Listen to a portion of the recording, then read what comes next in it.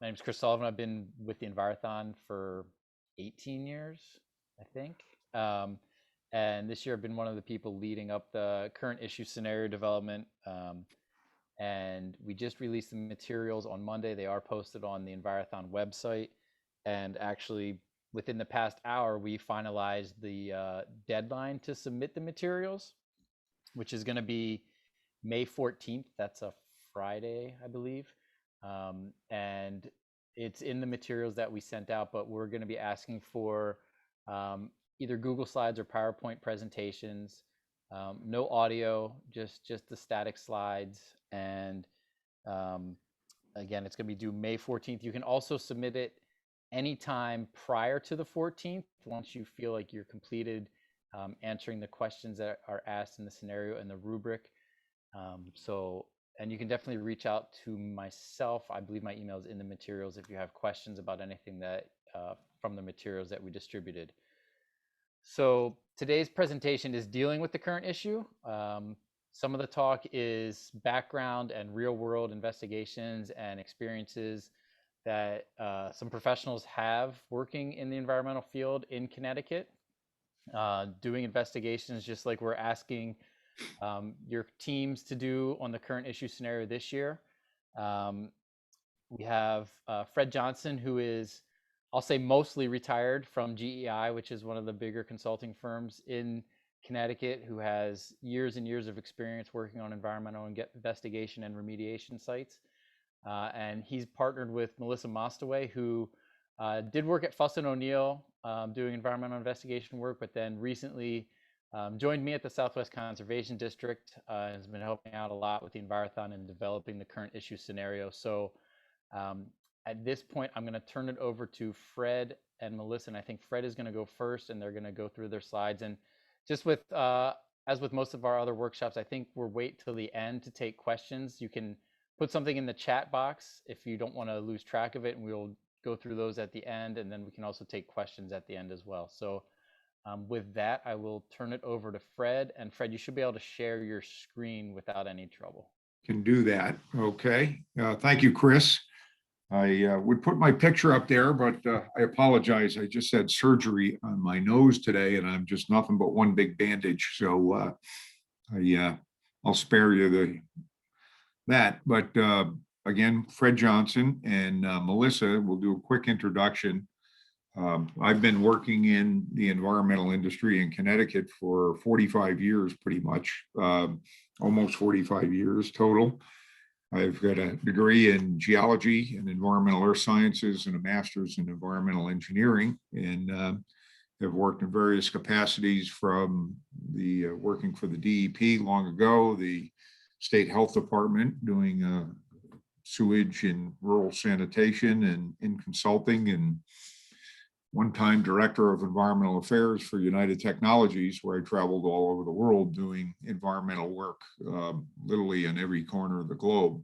So I've been doing this for quite a while, and have seen a lot. And what we plan to do today is to give you an overview of groundwater science and how groundwater interacts with surface water, and concerns that how groundwater may be impacted by human activity, predominantly industrial activity. And Melissa, I'm going to let you do a quick introduction of yourself, and then I'll get going. I'll open the share screen as soon as you're done. Hey everybody, I'm Melissa Mostowy. I have not been in the environmental field as long as Fred has. I graduated Wethersfield High School in 2011 and then attended Central Connecticut State University to go to school to become a high school teacher. And I also got my degree in geology. I continued my education at Wesleyan University to get my master's in earth and environmental science. And I worked at the Department of Energy and Environmental Protection as an intern with the state geologist. And following my internship and graduation at Wesleyan, I got the job at Fuss & O'Neill and worked as a field hydrogeologist for 2.5 years. And then in December of 2020, so a few months ago, I just joined Chris Sullivan over at the Southwest Conservation District. So now I'm the natural resource specialist. Mhm. Okay. For the record, Melissa, I graduated high school in 1974, so Some years on me. that's right. Okay, let me get this going. And please ask questions, put them in the notes, write down any questions you may have. This is a high-level overview of a particularly complex subject. There are people that have PhDs in just one of the slides I'm going to be showing you here on some of the topics. So I didn't want to take too deep of a dive nor cover it too lightly, but hopefully give you a set of understanding that might help you with your scenario here. And we're going to talk about the scenario later on, but the scenario is, in essence, understanding how groundwater may be impacted in a particular hypothetical situation. And just for the record, that hypothetical situation sits in a real part of Connecticut where there are actual natural resource data available for that area. Okay. First of all, we're going to start off with the basics. And excuse the graphics are a little bit crooked, but they do the trick. This is just groundwater defined. Fred, I don't see your screen right now. Oh, I don't know okay. if I'm the only one that doesn't see it, but Just bear with me. I'm gonna. We will just. should be the little green button at the bottom. I And will. then Okay, Chris.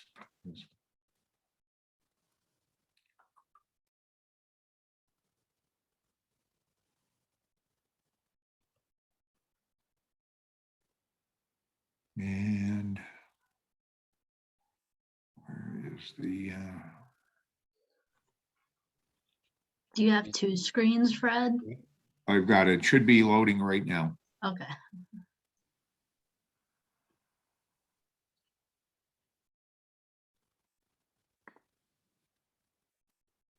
I see it now. There we go. Okay. My apologies for that. No worries. All right. Okay. Groundwater defined. I hear through the years, I've heard people talk about underground rivers and aquifers and all sorts of strange words and you know, secret. It's like it's some sort of voodoo or mumbo jumbo under the ground. It's rather a very well-defined science. And there's basic principles of science and engineering that define how water moves through the ground. And we have here a simple diagram showing how water goes through in the upper area. Here, if you can see this cursor, the so-called unsaturated zone, where plants and so forth live, and water percolates down through from rainfall and other sources, and it gets down to where it becomes totally saturated in between the sand grains. And if you look at this little bubble right here, which is a blow up of the sand grains in the unsaturated area, you see here it has a little bit of water, but it's not saturated. And then once you get below what they call the water table, the water is completely fills the voids between the earth material particles, and that is the water table. So if you were to put a well in here like this, that would be the water level. You would throw a stone in there and it would splash on top of that on that water table right there. So that is the water table defined and groundwater defined. Here's a more schematic picture showing the hydrologic cycle and how things move. Groundwater is very dynamic and very much interconnected with surface water and the atmosphere for that matter.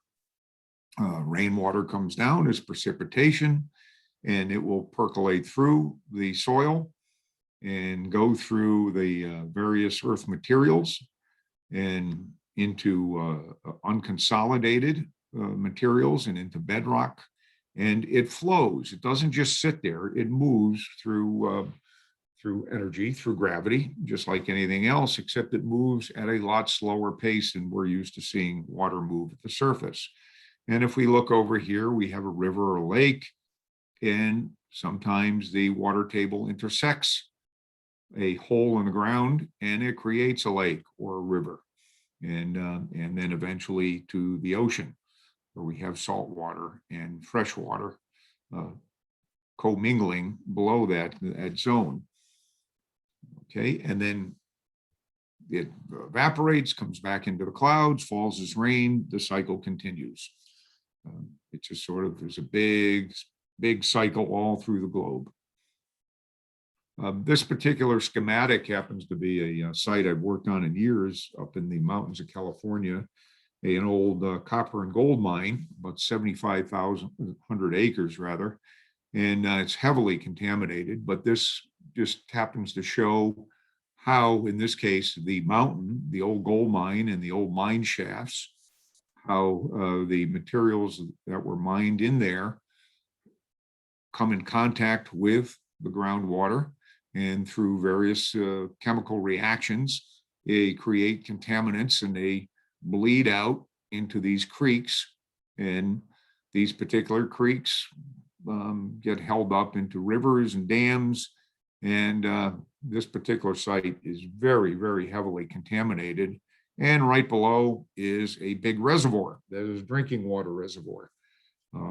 It's an extremely complex site, but the whole idea is to keep all this nasty stuff from this old copper mine out of this reservoir in the Sacramento River. They already had a major fish kill about 15, 20 years ago when one of these dams broke and all this nasty mine drainage went down into the river.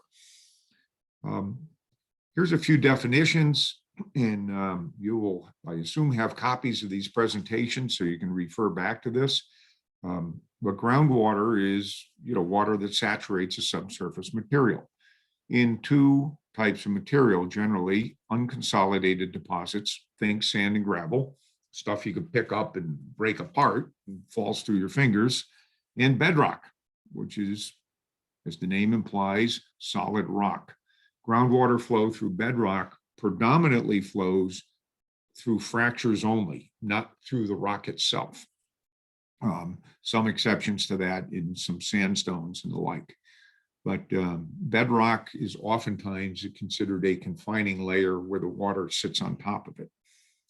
An aquifer, I've heard that term called aquifer and underground springs and all this stuff, but an aquifer is simply a subsurface zone capable of producing water. It's a very general term.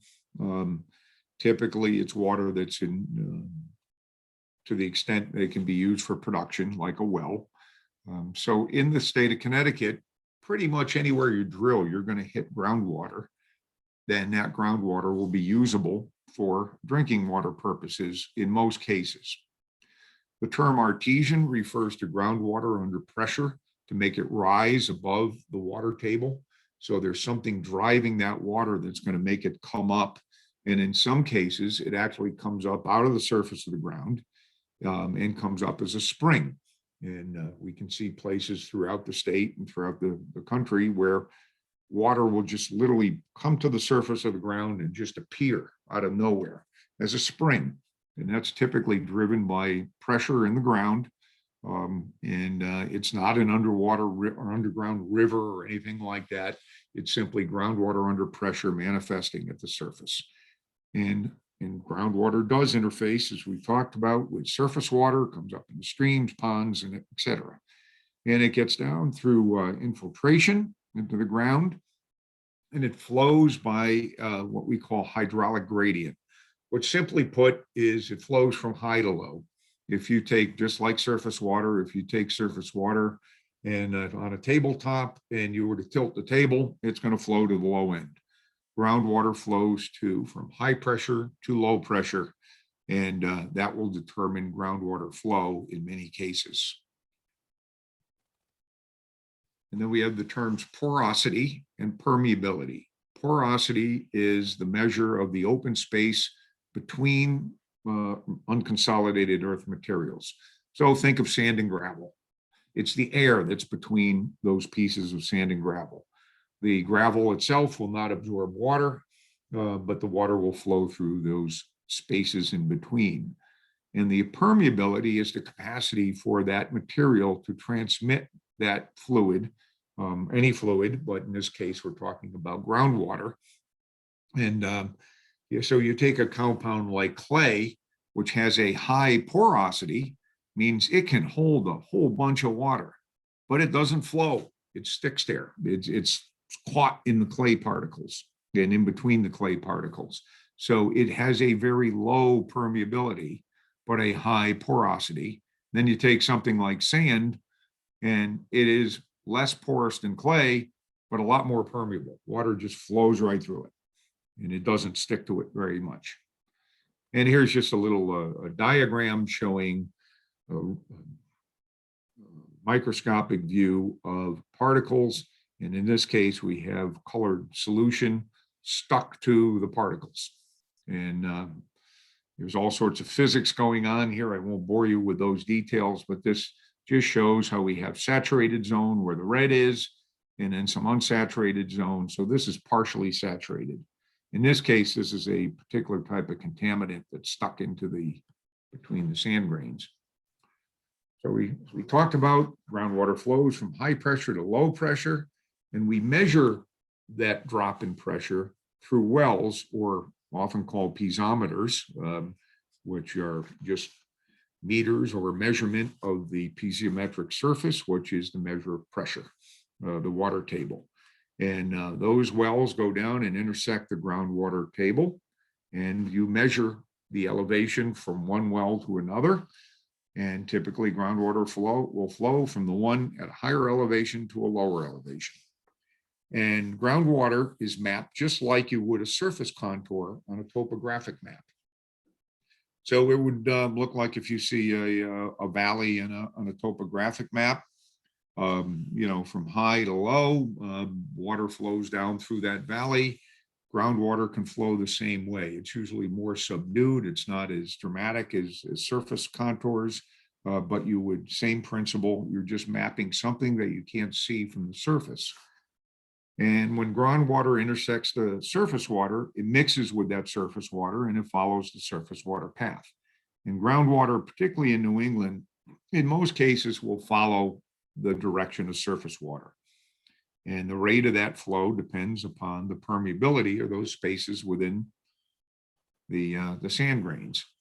So here we have another little schematic or cartoon showing some, in this case, kind of layer cake geology. Here we have some consolidated rock at the bottom, and we have these beds of unconsolidated material. A confining bed might be a clay. And all of a sudden we have some sand here and another bed above it. And this is how the pressure is formed. It's squeezed on both sides, but it has pressure from up above. So think of a tube. If you were to put it in a bucket of water and you were to pick up one end of that tube, that water is going to spill out the other end of the tube. But let's say a garden hose. This particular flow path right here is like a great big garden hose. And this is a high end where you got some pressure driving it. So it causes, in this well, it causes the water, or in this one here, to actually spill out the top. My son's house up in Eastford, Connecticut, he drilled a well 625 feet deep. It flows at 25 gallons per minute constantly. It has not stopped since he drilled it about 6 years ago. And in this particular case, this is an actual a project I work on. We do all the flood control engineering for in the Connecticut River in Hartford, Hartford being one of the most flood prone cities in the Northeast. Here we have the Connecticut River at flood stage, and this is the water level over here in the river. And on the other side of the river, picture downtown Hartford over on the left side. And what happens if flood stage is this water is under pressure, and it's going to want to move through the earth materials down below it.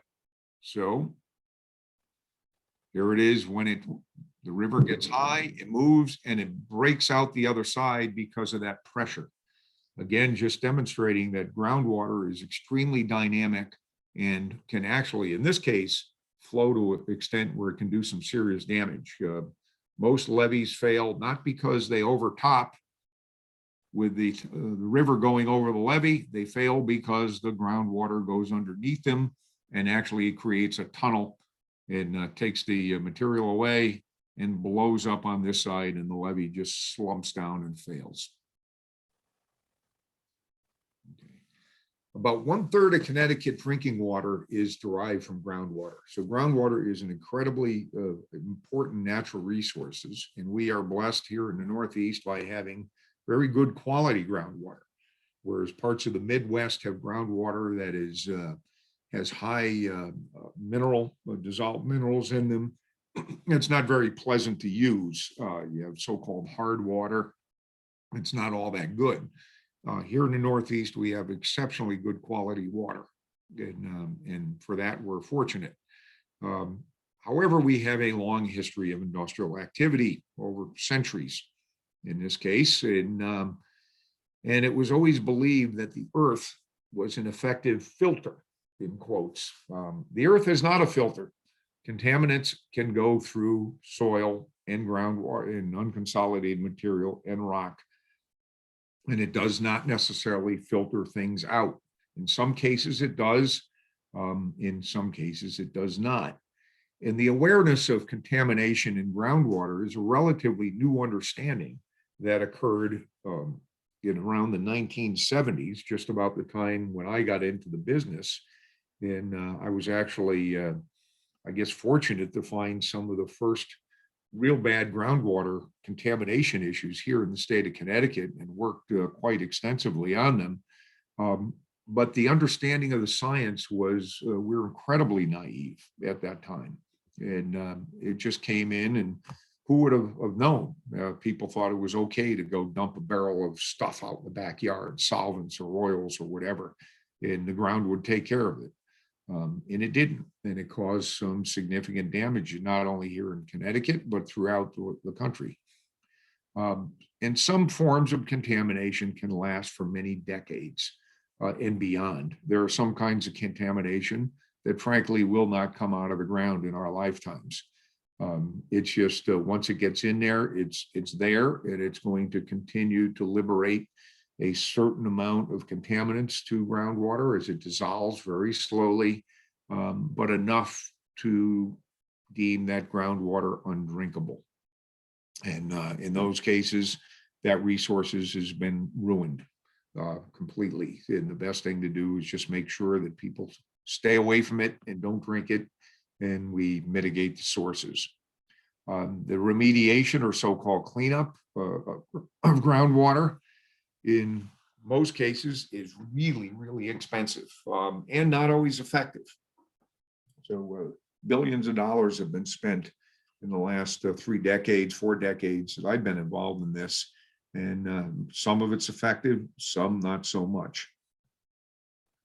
A couple other terms on groundwater contamination. Source area is the area where the contamination happened, the so-called mother lode, where a spill may have occurred, or a dump was there, or a buried waste lagoon, or an underground tank leaked. It is that spot where it was released into the environment. And contaminants are measured by concentrations. The amounts are measured via laboratory analysis of groundwater or soils. And it's the amount of contaminant that is dissolved in groundwater. And you'll see them measured as parts per million, or ppm, or milligrams per liter, or parts per billion, that is 1 part of contaminant per billion parts of water, or in this case, it's a microgram per liter. And when groundwater becomes contaminated, it forms, typically it flows with the flow path of the groundwater and forms a plume, which is a body of groundwater that is contaminated. And it's typically measured in test wells where you will measure not only the flow of the well, of the groundwater, but also the concentration of the contaminant in that groundwater. So you have a point in space where you can determine the concentration, and you plot those on a map, and you contour those concentrations, like concentrations or ISO concentrations, like a contour line on a map, and you can draw a plume map showing those lines that have the same concentration. Here's an example of a plume map. In this case here, the area up to the left of the screen, the upper left in the red, that is the source area. In this case, this is Cambridge, Massachusetts, and Boston. This is from a dry cleaner that the dry cleaner discharged through a storm sewer right out in the street along Massachusetts Avenue and created this plume of trichloroethylene, which is dry cleaning fluid. And this plume went down the sewer line down Massachusetts Avenue, where it then started to mimic the regional groundwater flow and flow towards the east. This particular plume happens to go directly underneath the Harvard University Law School, and they had to take down multiple buildings at Harvard because of this plume. There was residential buildings. This particular contaminant is volatile, meaning it will liberate into the air and cause vapors in the buildings. Harvard was not happy about that. However, that was a very large lawsuit that I was involved in, and it turned out that Harvard was actually partially responsible for the contamination. Who would have thunk? So, this is another ISO concentration map. This happens to be an industrial facility that does a metal finishing, and this is a particular compound, zinc. And all these purple lines are different concentrations of zinc, 5, 50, 100, 150, pointing towards the center. Right here in the middle is the mother lode. In this case here, we determined where the leak was by plotting all these wells. And we understand there was a hole in the floor of the process area that was leaking into the ground, and that's now all been fixed. This is just another example of tools. This was from that Harvard site. This is a cross section, how you would plot what the geology looks like using wells. These vertical lines represent wells. These little dashed areas here are screens in a well where that actually allow groundwater to flow in. So you're able to measure the groundwater surface. You're able, when you drill those wells, to assess the type of materials, sand, clay, different glacial till down the bottom. And you could actually determine the geology of the particular area. And all tells a story. It's the weight of the evidence will tell the story as to what the contamination is doing. Here's a little bit about the types of contamination. We have various things can get into the ground, and this stuff is stuff we use all the time. We use metals for everything from making cars to electronics. And one of the big things in Connecticut that caused a lot of contamination is the electroplating business. We were big into that, and things that are electroplated, like electronic circuit boards, chrome bumpers, anything that's been chromed as a chrome plated. We had a big firearms manufacturing industry here in Connecticut that did plating. Jewelry is a large use of plating. Various salts. One of the things that contaminates groundwater, and every municipality had one at one time, still does, but they manage them different, is salt piles to put on the road so our ice will melt. It's a public safety issue. It's a necessary thing. But if you leave that salt out to the open in the elements, water goes through it, and that salt, sodium chloride, will go right into the groundwater and contaminate the groundwater to the point where you, in many cases, can't drink it. Nobody wants to drink salt water. And that has happened dozens of times throughout the state.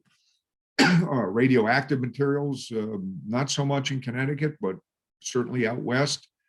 Acids and base materials. These are least contaminants. If they get in the groundwater, they can oftentimes be neutralized. It's one of the easier things to clean up. And fertilizers. Fertilizers have some pretty nasty things in them sometimes. And just like a human, they say the dose makes the poison. If you put too much fertilizer on, it can oversaturate and get into the groundwater. If it's the right amount, it will get taken up by the plants as it's supposed to be and do its thing. And that's a good thing. But over-fertilization, it's a problem. Manure piles, while we go down the bottom here, farms have big silage piles. They can create all sorts of groundwater contamination. And our organic contaminants include oil and gasoline. Every corner gas station has underground tanks. Those tanks in the past have leaked quite a bit. Their tank standards have now gotten a lot better, and their useful life expectancy of tanks has been shortened, and tanks are maintained and pulled out of the ground before they're allowed to leak typically. In the past, a corner gas station owner figured out his gas tank leak when the neighbor called him and told him there was gas in their well. Not a good thing. Cleaning solvents are something that's been used through industry and a huge part of contamination throughout the country, probably the toughest thing to clean up. All these parts that places like Pratt & Whitney in the aerospace industry and jewelry manufacturing and so forth, before they plate one of those parts, they have to be free of solvents. So they put them through these solvent tanks. That stuff is like dry cleaning fluid, is pretty bad. And once it gets in the ground, that is the toughest stuff to get out of the ground. Pesticides and herbicides. The tobacco industry throughout the Connecticut Valley has created contaminants throughout groundwater. There's areas of South Windsor and Simsbury and Windsor, their groundwater is no longer drinkable because of the pesticides and herbicides that have gotten in there. Cyanide is used in the plating industry, and coal tar and coal tar derivatives were used in power plants, and they will stick around for centuries in some cases, but they are all over the industrialized parts of the country. And here we go, gasoline tanks with their underground tanks, dry cleaners. Just about every town has a dry cleaner or did, and they are particularly nasty because they use perchloroethylene, a chlorinated solvent that is difficult to clean up. Auto repair facilities use paints and solvents and oils and gas. And metal finishing we talked about. Power generation, coal gas plants. Back before we had oil and coal-fired plants, we used to burn coal gas back in the gaslight era. Downtown Hartford, where the convention center is an old coal gas plant, and that is all underlined by coal tar along the Connecticut River. Manufacturing in metals, oils, solvents, places like Pratt & Whitney, Sikorsky, and all the aerospace industries in Connecticut and throughout the Northeast. And then we had a very rich textile manufacturing business where they use prints and dyes and bleaches and heavy metals to make the pretty colors in the textiles and the rugs. And they have left their mark in some cases. And contaminants behave in many ways. This is just a quick primer on that, but this is where literally textbooks have been written about it. Some of them dissolve in water, and they dissolve in groundwater, and they move with the groundwater at the same rate. Things like salt and metal. Some of the metals will just go right along with the groundwater.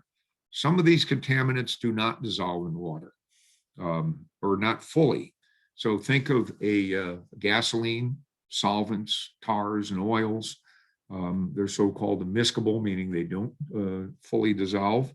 Think of taking a cup of water and putting some gasoline on it, and that gasoline will float on top of the water. It's lighter than water, it'll float. You take that gasoline off the water, off the top, you would not want to drink the water down below it, because a certain amount of that gasoline does dissolve in the water to render it undrinkable. And however, that gasoline that's at the top will stay there for a long period of time and continue to liberate slowly but surely contaminants into that water down below, into that cup of water, and that will continue to move along in the groundwater. Think of that in the groundwater, and it will continue to move along, and that gasoline floating on the water table becomes a source of contamination for decades. Some things biodegrade, like some oils biodegrade. Cyanide is a biodegradable material. Some things do not, like metals. Some of our solvents and tars, it takes forever for them to break down, and hence they're particularly difficult. And then, as I alluded to before, some of these contaminants are volatile. Gasoline is volatile. It stinks. When you fill up your car, you smell gasoline. You get that in the ground, and that the gasoline floats on underneath a building, and it fills up the basement of the building. Buildings have exploded because the vapors accumulate in the building and they blow up. There's a spark. So that's a particular hazard. And how is contamination found? How did we find all this stuff? I was the wild days in the 70s finding some of this stuff, and it was really interesting. But the most obvious is you see somebody spill it, or you see a release, and you see drums on the ground and stuff spilled on the ground. They're measured in the wells. People used to call up at the health department and say, my well smells funny. And you go out there, and sure enough, it smells like solvents, and you take it to the state health lab, and lo and behold, it's screaming with solvents. And then the search is on to figure out where it came from. Sometimes it manifests in surface water as seeps or sheens. It literally will come right out into the surface water. A lot of your oils and so forth will just seep right out into a nearby river as it flows with the water table. And it can cause stressed vegetation and kill animals. In this case, fish. This is part of your scenario where the fish have died in a surface water body. That's not a rare occurrence. I've seen it happen. Thankfully, it's more rare now. It rarely occurs, but back in the 70s, it was amazing how many fish kills occurred because of groundwater seeps into surface water bodies from spills. People excavate new buildings. That situation in Harvard was found when they put a new building in. They dug down and it stunk. It was just the whole excavation filled with solvent odors. And then they had to go chase it. And indiscriminate dumping is found in remote areas. I've been walking through the woods and found drums just in the woods out there where some person had just decided they didn't want to pay to get rid of something and took it out in the back of a pickup truck and let it go. There's actually been cases, contamination is so bad where they create subterranean fires or reactions. In a lot of landfills, you get chemical reactions because things are mixed together, and things actually heat up and explode or catch on fire. It's really interesting to see a big area of ground just burning. Again, back in the 60s and 70s, that used to occur. Vapor migration we talked about, where the vapor from a groundwater plume comes up and it finds its way into a building, into a basement. And then historical information regarding the sources and personal knowledge from so-called old timers.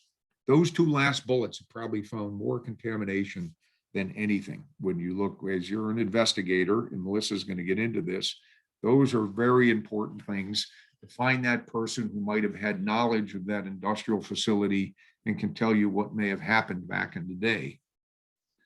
Our process to look at environmental assessment or for contamination, we do assessments, and they're in phases, where phase one is, and there's been massive standards written on these, but this is just the basics.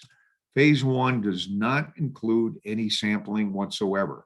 Phase one is kind of forensic investigation. This is where you get to play investigator, to go in and you look at the research and observe data in and around a site. And you look at things of potential environmental concern as part of your observations, like stress vegetation, stained soil, impacts to animals, dead fish, and then you might look at the regulatory history. You go to the DEP and you look at the files and you find that this particular industry had a poor compliance history. They had spills. They had certain operations that were high risk that maybe they don't have anymore. Maybe it used to be a plating shop at one time. That would be a surefire giveaway of a source of potential source. And then you put together a conceptual model of what this site might be, what its history is, its potential sources of contamination, and you want to define the local geology. And you can do that with sources that are readily available through the state and various governmental agencies with published geological maps, soils maps, and other information that we're going to show you here in a minute.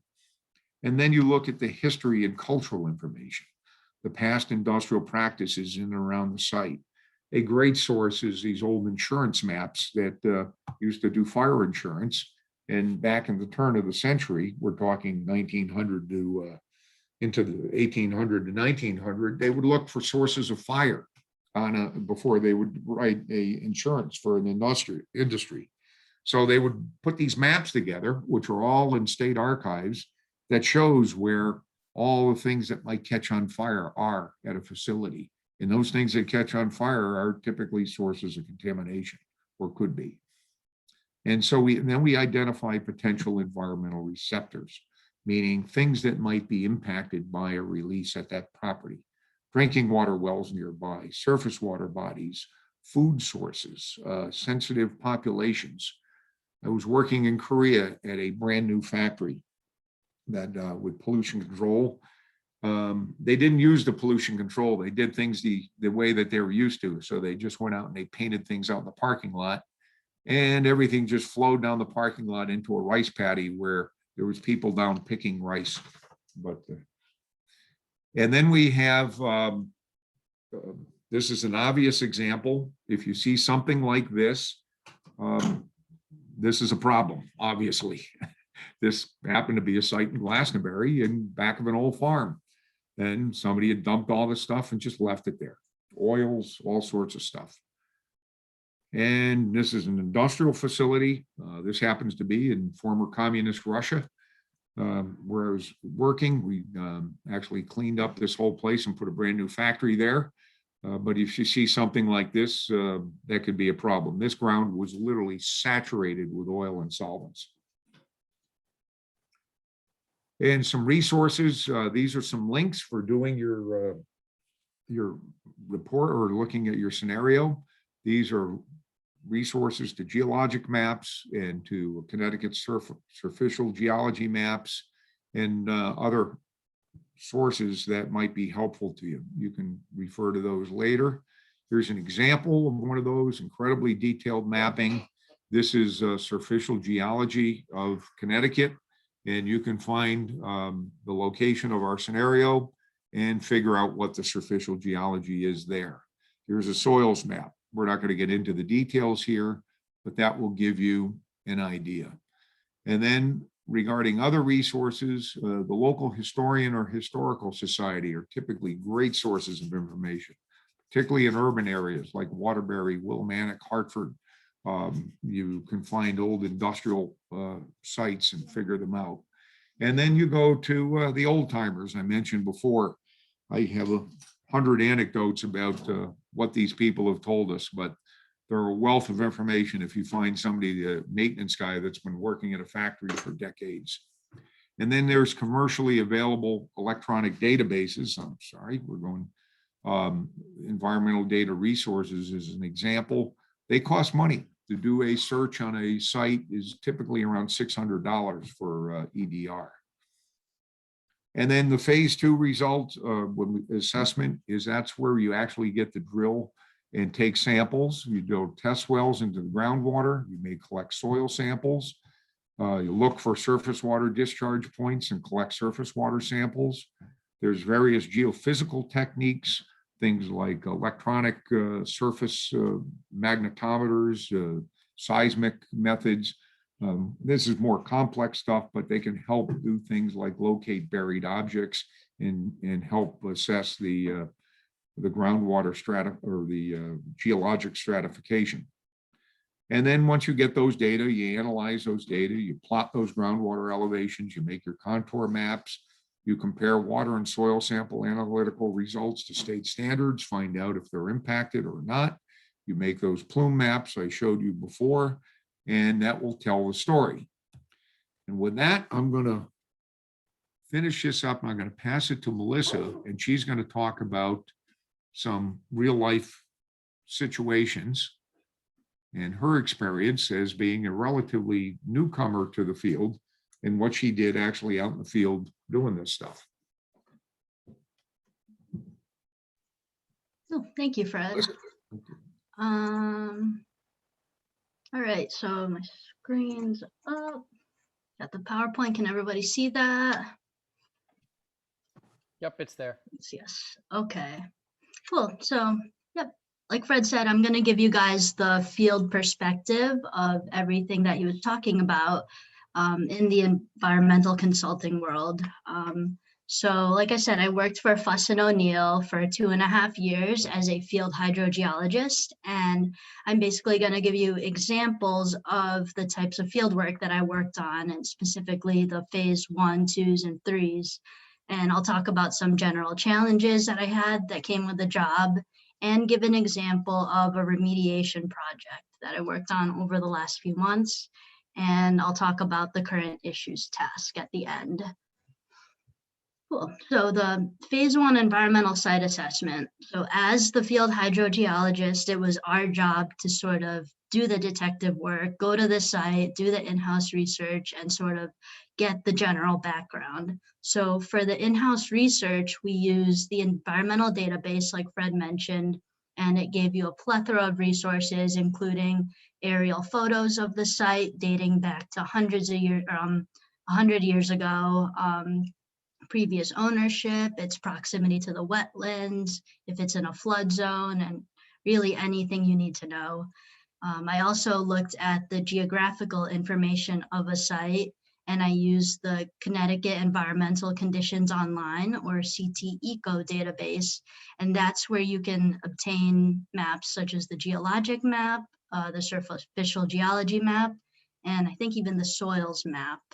So once you have a good grasp on the geography and overall background of the site, you take a trip out to the town hall, the state library, and the Department of Energy and Environmental Protection file room. And at each one of these visits, you're going to get information that are specific to the site regarding who used to own the property over the last several years. So you can figure out who could potentially be responsible for whatever contamination you might find. You're going to look at building specific information, such as if the building's connected to city water or on public private well water. And you'll look at anything environmentally related to the site, such as if there was a spill that people have been trying to remediate but were unsuccessful, and that's why you're coming back here to take another look at the site. And when you actually visit the site, like Fred was mentioning, the old timers are always going to be the most valuable people to you. So ideally, you take your site visit with the maintenance man who's been there for about 30 years, and he can tell you some stories. And he probably saw what kind of contamination was being passed through the site, or any sort of spills, and anything that you probably wouldn't find just doing your surface search of the area. And when you're walking around the site, you want to look for areas where contamination can flow through, such as cracks in the cement in the floor, or any sort of roof drains, or any unconnected pipes, or if there's any sort of floor drains anywhere, just any sort of pathway into the soil.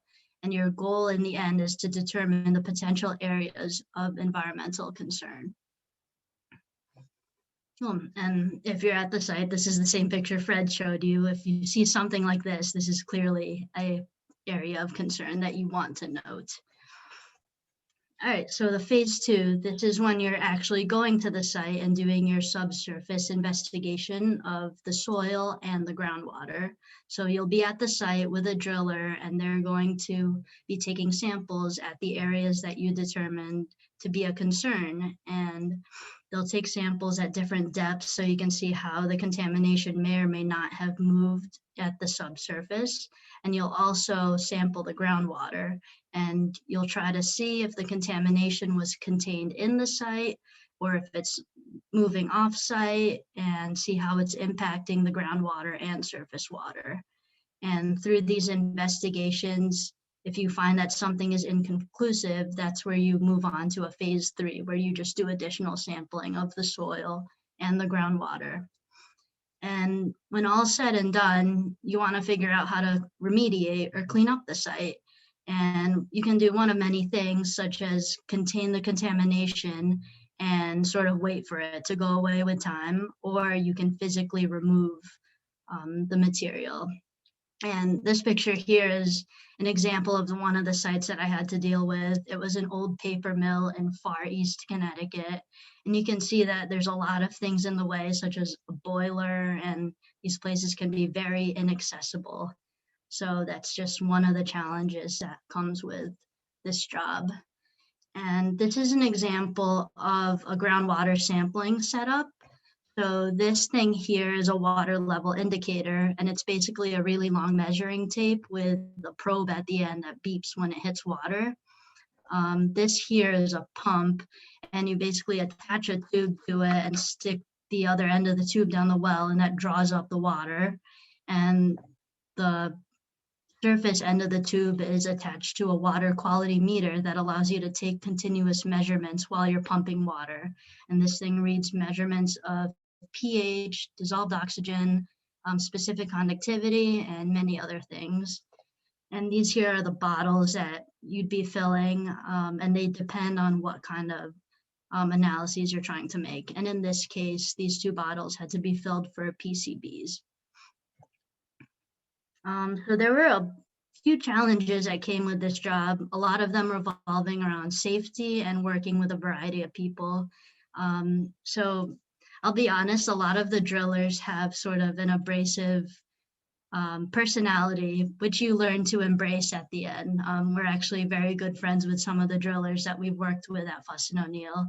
And it's just one of those things that you have to learn how to work with, especially on like a very hot summer day when everybody's cranky and you just really want to get the job done. This here is an image regarding safety of an excavator that we had to stage in the middle of the woods in an area that was known to have a lot of trespassers. And we really had no choice but to leave it there. And the next day we came back and the windows were smashed in. Something else regarding safety is working in remote locations, especially areas that don't have service.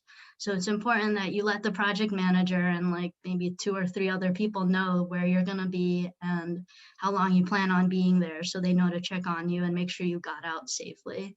And this particular area was a little bit dubious because there was a homeless encampment on the other side towards the back of this image. So you really just want to walk around with your head on a swivel. And other than people, Mother Nature's not so kind to you sometimes. This red thing here is one of the groundwater monitoring wells. And on a really windy day, like a lot of our wells are in the woods. So this could just be something else to pay attention to and just a lesson to look up while you're doing your sampling. So I'm going to be talking about a remediation project that I was working on over the last couple months, and this was actually one of the last projects I worked on at Fuss & O'Neill. So this area that I'll be talking about was a former industrial site in North Haven, Connecticut. Over the last decade, they've been doing ecological risk assessments of the wetlands, and they determined that there were areas that were contaminated and that the contamination was not going away. So since the area was in the wetlands, they concluded that it had to be remediated or cleaned up. So from June of 2020 to November of 2020, we worked to remove the impacted material from the wetland areas. So this here is a site plan of where we were doing the remediation. This building down here was the former manufacturing area. It's now an Amazon distribution center. The wetlands are located downhill of this really steep slope. The white squiggly line here is the Quinnipiac River, and the yellow areas are patches of soil that had to be excavated, and the red lines are streams that had to be excavated. And just for reference, the area was actually in the wood. So this is an aerial of the same place that I was talking about. So my role at the project was to be the representative field hydrogeologist. We coordinated and instructed a construction crew on a daily basis. I had to coordinate with the town of North Haven's zoning enforcement officer to do some erosion control inspections to make sure that things weren't getting into the streams that shouldn't be. Every Wednesday, I had to write up the meeting minutes for our construction progress meetings. And I also had to write weekly letter reports reviewed by several people every Friday and submit it to the town of North Haven. And I also had to coordinate some sampling of the excavated material and the sample pickup by the laboratory, who is out of Massachusetts. So here's the overview of the excavation. So the first thing we did was clear the trees, and just for reference, the area looked like how it did back here behind the fence. So it took a while before we were actually able to get to break some ground. We dug up the material, kept digging, backfilled it with clean material. All the excavated material was stored in what's called a stockpile. So we took a sample of the stockpile and sent it off to the lab. And depending on how dirty the material was, it would get shipped away to one of 3 places. So some challenges were obviously working in the woods. It's really hard to maneuver large construction equipment through a lot of trees without damaging anything. We had the weather issues. Last August, we had that tornado that ripped through North Haven and many parts of Connecticut. So we had to spend a lot of time just clearing trees and just removing debris from the rivers. And we also had some unexpected contamination of PCBs. So this was an area, I'll touch on the unexpected contamination right now. Anyway, this is an area that we excavated, backfilled, and took the samples and found PCBs in our stockpile. So what we had to do was basically chase the extent of the PCBs and extend our excavation area. So when all said and done, this is what the area looked like. And you can see this project went well into the fall. So this was the original area of excavation. These are the original samples we took after we found the PCBs to figure out what direction it was most contaminated in, and just additional samples we had to take until we didn't find PCBs in our samples anymore. And when all is said and done, we took about 60 to 70 samples. So to wrap up the remediation project, we delineated the extent of the PCBs, got rid of the material, did a final post-construction inspection of the site, tallied up exactly how much the project cost, which ended up being like $1.5 million. We installed a monitoring well and took groundwater samples just to make sure the remediation works. So they're going to be taking samples from this well over time just to make sure it's clean. And this is an example of a monitoring well that you'd want installed in the wetlands. It's something tall that you'd be able to easily find. And this is what it looks like in the inside. So that's what I did for as far as being an environmental consultant. So now it's your turn. The other day on the website, you were given a Word document of the scenario, a set of maps and data that go with the investigation that the scenario referred to, and a rubric. So basically what was going on was that a fish kill was discovered, which sparked a town-wide investigation of the surface water, drinking water, and the installation of additional wells throughout this town of Coatesville. And it's your job to determine the source of contamination. We're going to provide you with resources such as maps and sort of go through some important things to keep in mind while you're going through your investigation. So Fred mentioned this is the surficial geology map. What we'll be giving you is a zoom in of the map that your area is based off of. So you guys will be able to figure this out, but the legend on the left tells you what kind of deposits are found in the area, and they're all color-coded, seen on the right. We're also going to give you a bedrock geology map. And again, there's only one type of bedrock in this area, but in the unit description to the left, you'll be able to see what kind of rock it is and how the groundwater can flow through this type of material. And we'll also be providing you with the soils map, which will also come with a series of descriptions of the map units and what kind of soil is made up at this site. And for all the three maps, it's important to keep track of a distinct feature. So in this case, it's this lake here. So you can sort of figure out what your point of reference is. And for this, we gave you data tables, and it's important to understand how the data is distributed throughout the town in order to find your source of contamination. And with that, that is all I have. Any questions? Excellent. So thank you, Melissa and Fred. If you have questions, definitely put them into the chat box. I do see one that came in a while ago. I'll just read it, and then Fred or Melissa, you could try to answer this one. If you burn gasoline that is floating on the surface of the water, will that reduce the impacts to water quality?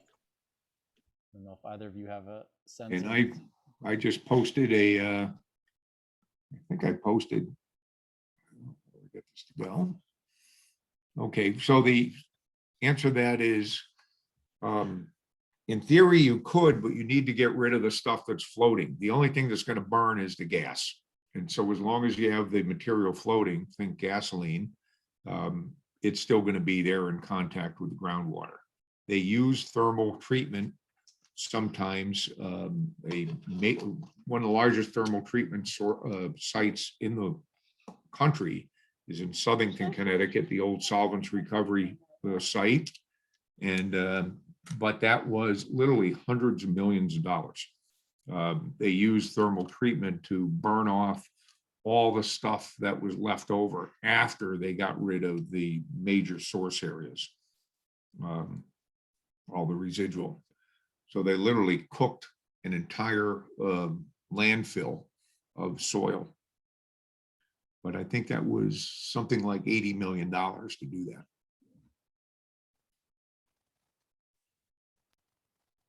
Thanks, Fred. If there's any other questions, put them into the chat box. We can try to answer them now. And you know, or you can raise your hand and we can unmute them, I guess, Chris, too. Yeah, I think that we have it set up so that we don't unmute people, but oh, okay. There's a question about the 3 sites that contaminated soils go to. I think, Melissa, you mentioned that in your talk about depending on how contaminated something was. Yep. So for our stockpiles, our soils went to one of 3 places. The clean material would go to a landfill and become a cap over in Massachusetts. The intermediately dirty soils would go somewhere else to a waste processing facility in Massachusetts. And the really, really, really dirty soils went to Niagara. And I don't know where they went from there. There's other facilities all throughout the country where these soils go. Sometimes they cook the soils to literally burn the contaminants off the soils. You know, they put them through big boilers And they cook the stuff right off, and then out the other side comes clean earth. Yeah, and I believe that a lot of those facilities will actually screen the soils and materials as they're coming in, as on the receiving end, to make sure that they're not taking something that's more contaminated than what they agreed to as well. Oh, most definitely. The protocols to get soils into these facilities is incredibly rigorous. And it's very expensive as well. It's sometimes upward of $1,000 a ton. Yeah, our most expensive soil that went to Niagara, that was a headache because our PCB discovery is the one that ended up getting shipped there. So that just added a lot of money to the project.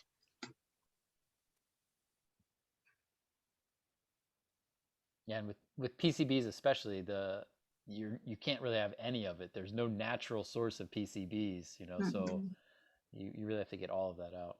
Yep. Is there any other questions?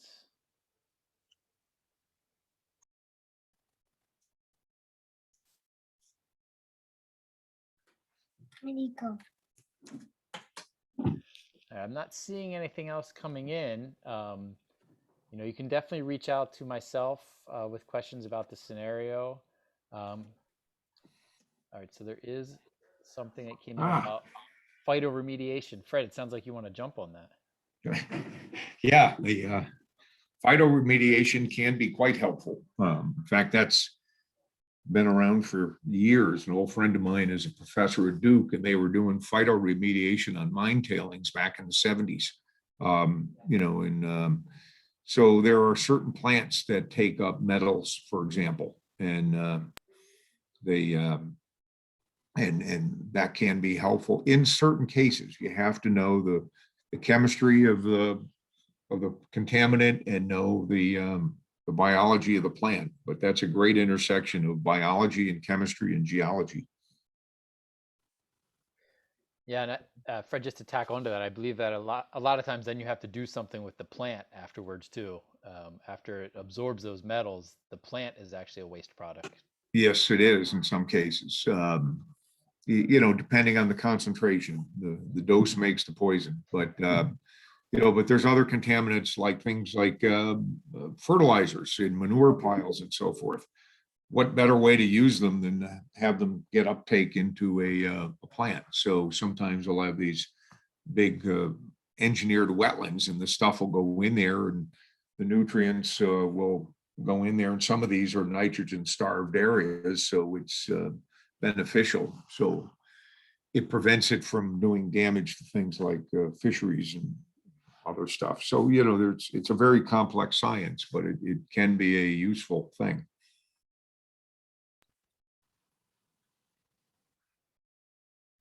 All right, last call for questions right now.